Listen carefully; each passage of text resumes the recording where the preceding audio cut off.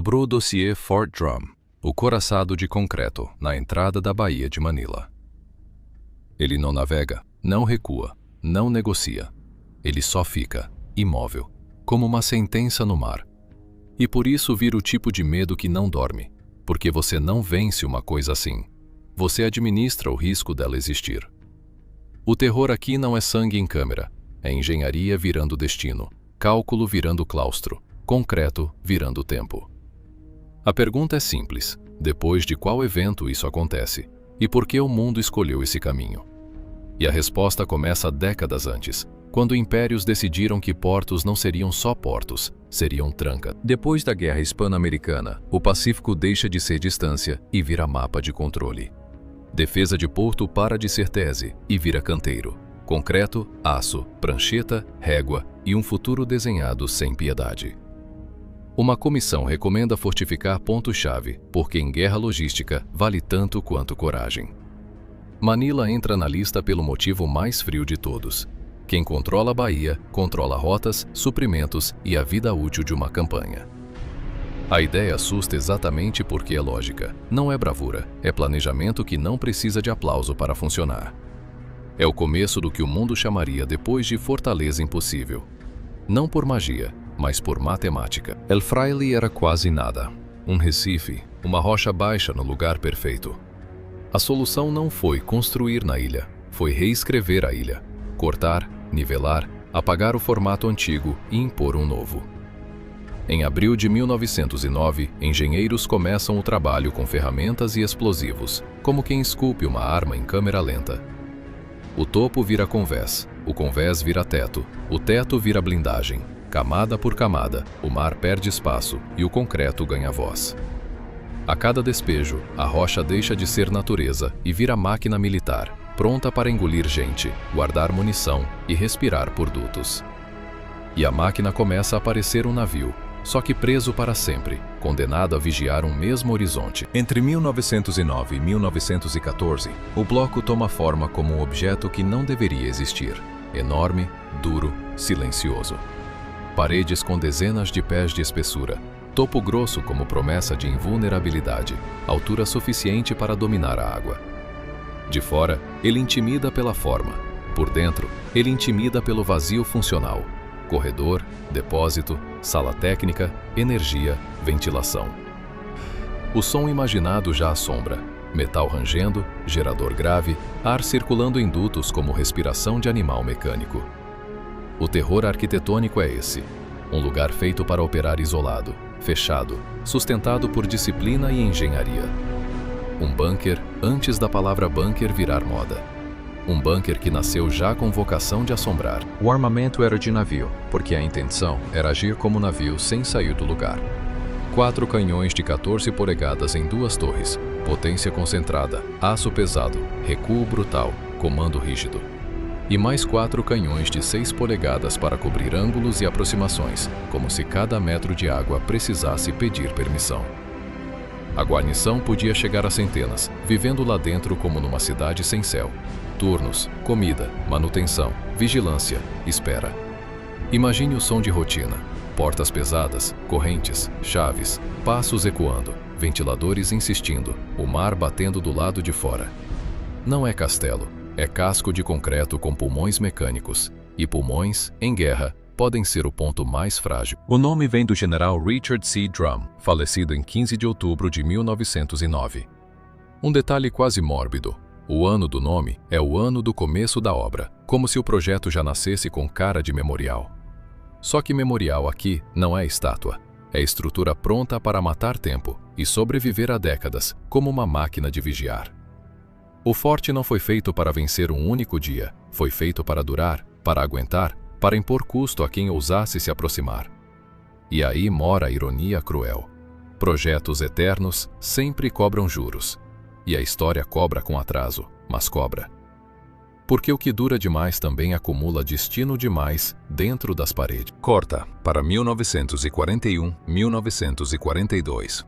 A guerra chega às Filipinas e o ar fica pesado, como se o clima também tivesse ouvido a notícia. O que era teoria vira urgência. Rotas, baías, ilhas e fortalezas passam a valer vidas de verdade. Em 1942, os canhões de 14 e 6 polegadas do Fort Drum são inutilizados, parte por fogo inimigo, parte por demolições. Negar ao ocupante o uso da arma. Uma decisão de engenharia tão fria quanto necessária, como quebrar os próprios dentes para não morder o veneno. O couraçado permanece, mas perde dentes. E mesmo assim continua assustador, porque medo não vem só de canhão. Arma também é posição, abrigo, túnel, controle. E quem ocupa um bunker desses ganha coragem só por estar dentro. O Fort Drum é ocupado pelos japoneses e vira um corpo sem rosto. Sem os grandes canhões ativos, ele muda de função. Vira labirinto, guarda, ameaça psicológica. Um lugar onde o invisível manda. No escuro, o tempo dilata. Cada eco parece uma patrulha que você não viu, mas sentiu atravessar o corredor ao lado. Ventiladores e dutos viram trilhas de vida, e a vida vira dependência do ar. Respirar deixa de ser automático e vira vantagem. A ideia do terror aparece inteira. Você não precisa ver o inimigo para temê-lo. Você só precisa saber que ele está a poucos metros, atrás de concreto, ouvindo o mesmo som que você. Agora o marco que você queria. Depois do retorno aliado e da captura de Corregidor, o texto oficial chama isso de Operações Menores, para abrir Manila Bay. Menor no mapa, não no nevo. Caballo, Carabao e El Fraile ficam pendentes como pontos de interrogação que a logística não perdoa. A Bahia precisava estar segura para navios, combustível, hospitais, reparos, fluxo. A guerra também se vence com abastecimento. Então o evento pós-Corregidor é a limpeza final da porta do porto, fechar o que ainda pode morder por trás. E é nesse corredor que nasce o dossiê da sua Operação Peterson, nome de arquivo para um método. Em meados de março de 1945, a 38ª Divisão pede permissão para reconhecer Caballo. Em 19 de março, um pelotão do 2º Batalhão do Centésimo Cinquentésimo desembarca sem oposição. E isso, em guerra, costuma ser o começo do problema. Logo descobrem defesa forte nas elevações centrais. A ilha é pequena, mas cruel, feita de ângulos e sombra. Marcar terreno vira loteria. Cada passo pode estar sendo observado por uma abertura que você não percebeu. Essa é a obscuridade. O inimigo some e reaparece como máquina. E máquina não se assusta com grito. Máquina só responde a método. Ou ao colapso do método. O assalto a Caballo é marcado para 27 de março, com apoio aéreo e naval. Às 9 horas, LCMs começam a colocar a infantaria de assalto na praia. Água no joelho, equipamento pesado, coração acelerado. No começo parece silêncio.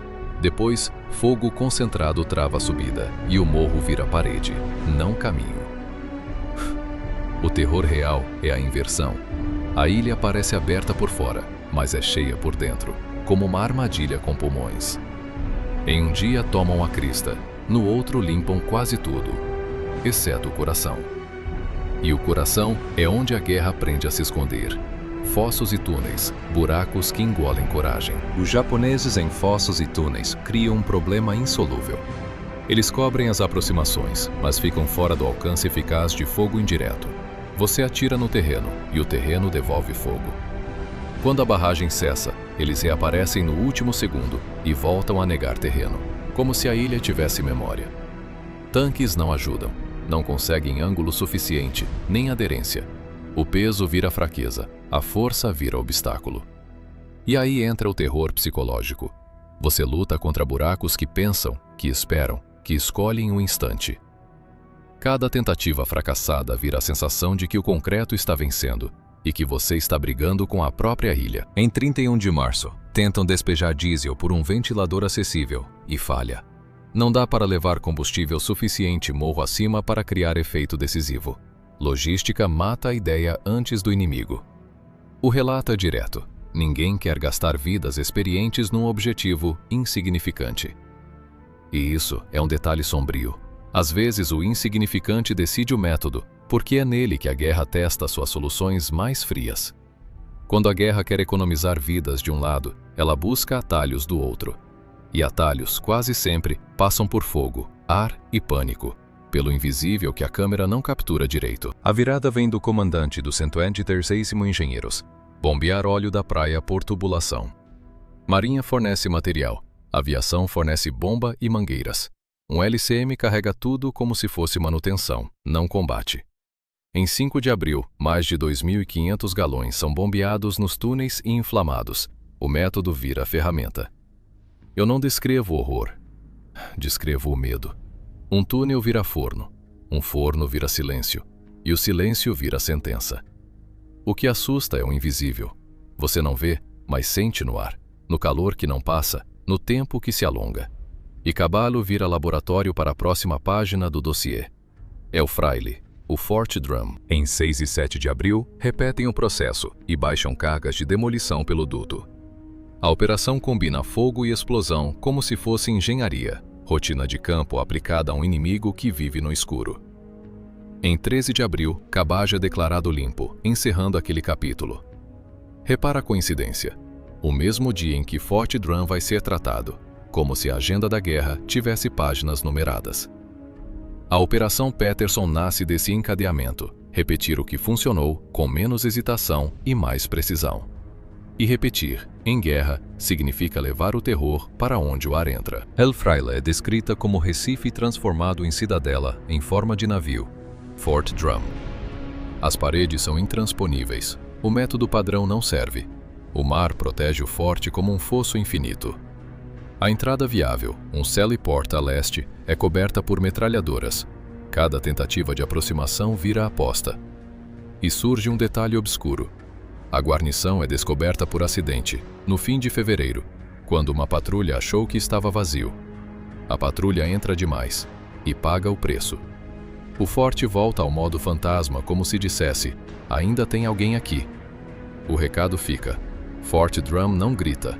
Ele espera. O relato diz que 7 homens avançam pelos corredores até cerca de 1/3 do interior.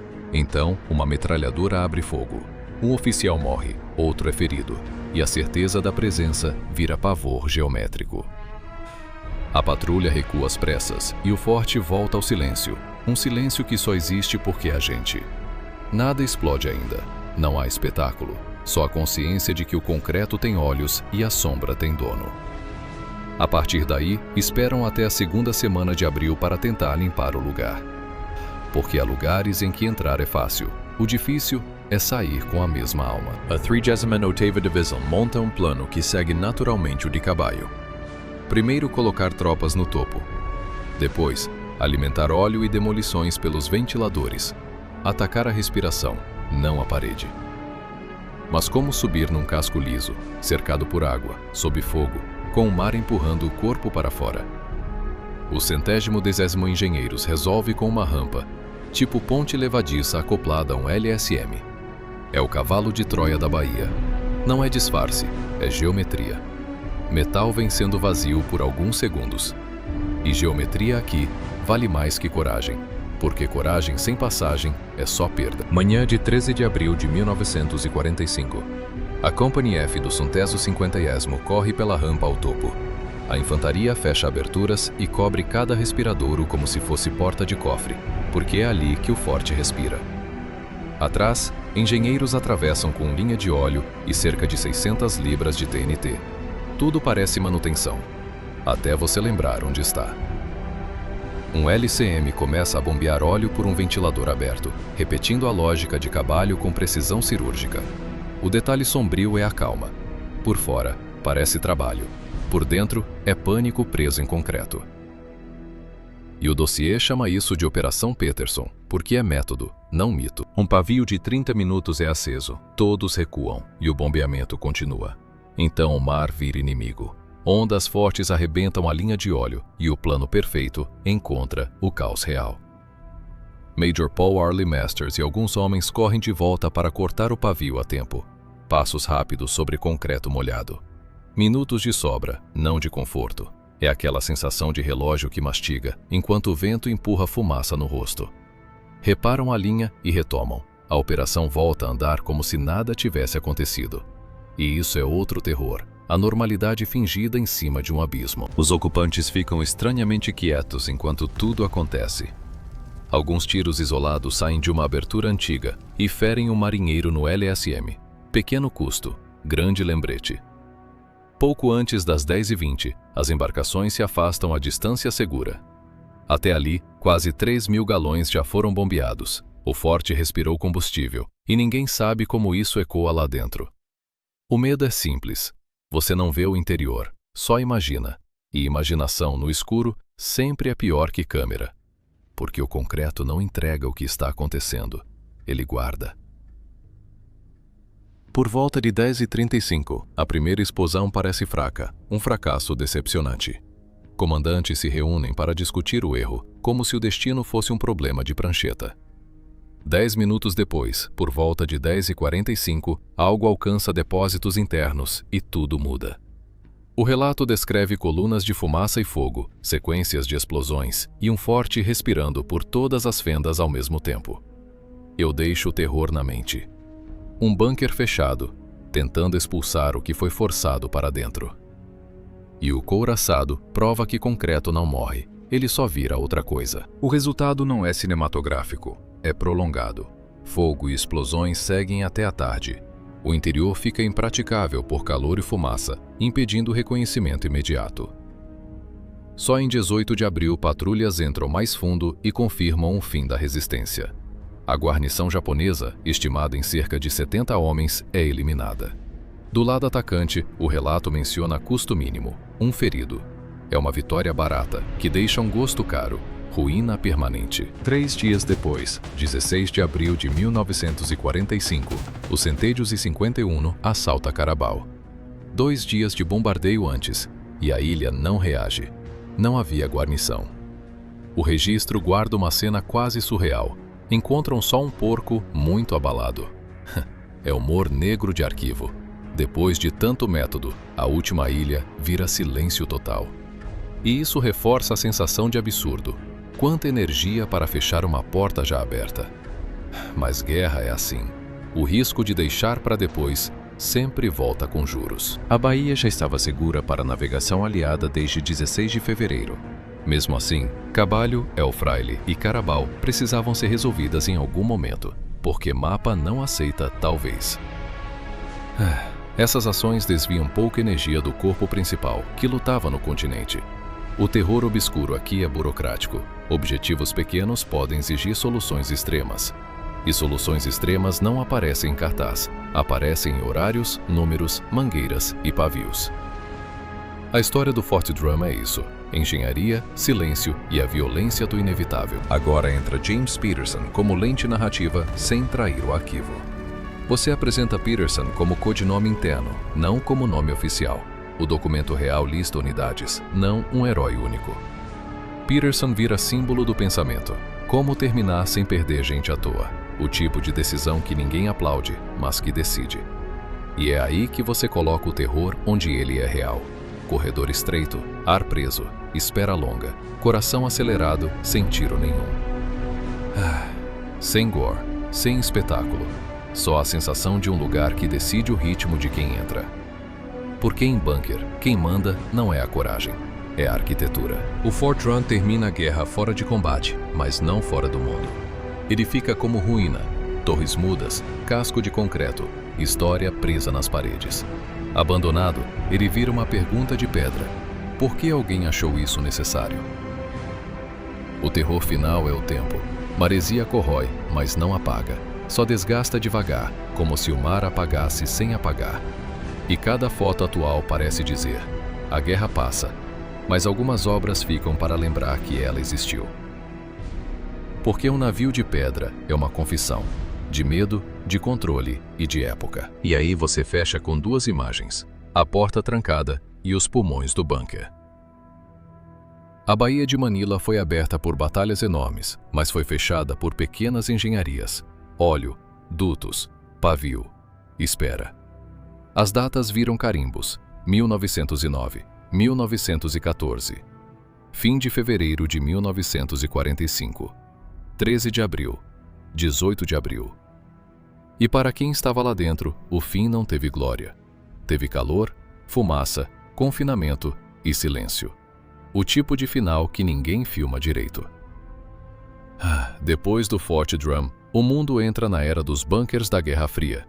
Porque quando o método funciona, ele vira doutrina. e doutrina vira repetição. Aqui é Arquivos de Guerra, e o arquivo do couraçado de concreto está encerrado.